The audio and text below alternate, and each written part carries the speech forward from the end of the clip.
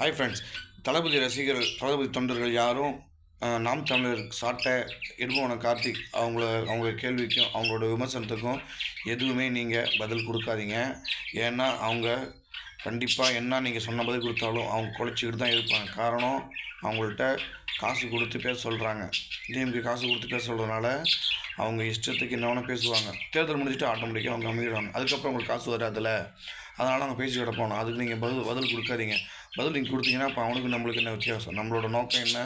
மக்களுக்கு நல்லது செய்யணும், தமிழ்நாட்டில் நல்லா ஆட்சி அமையணும். இதுதான் தளபதியோட நோக்கம். நம்ம எல்லோரும் சேர்ந்து தளபதியை முதலமைச்சர் பதவியில் உட்கார வைக்கிறது நம்மளோட நோக்கம். நம்ம அதை நோக்கி பயணிக்கணும், சரிங்களா? அவன் வந்து டெய்லியும் ஒரு வீடியோ போட்டுக்கிட்டு டெய்லியும் கற்றுக்கிட்டு போகணும். ஏன்னா அவன் கட்சி ஜெயிக்க போகிறது கிடையாது. அவன் தெரிஞ்சு போட்டு நம்ம கட்சியை பற்றி பேசி அவனுக்கு என்ன பிரச்சனை அவனுக்கு தெரிஞ்சு போயிடுச்சு. இது இந்த வழியாக பேசியாவது யூடியூப்பில் வருமானம், தனி வருமானம், விஜய் பற்றி நம்ம தளபதி பற்றி பேசுறது தனி, அதுக்கு தனி வருமானம். அதனால் அவனை பேசிக்கிட்டு தான் இருப்பானோ. அதை யாரும் தளபதி சொந்தங்கள், தளபதி தொண்டர்கள் யாரும் அதை கண்டுக்காதீங்க. Okay friends, by.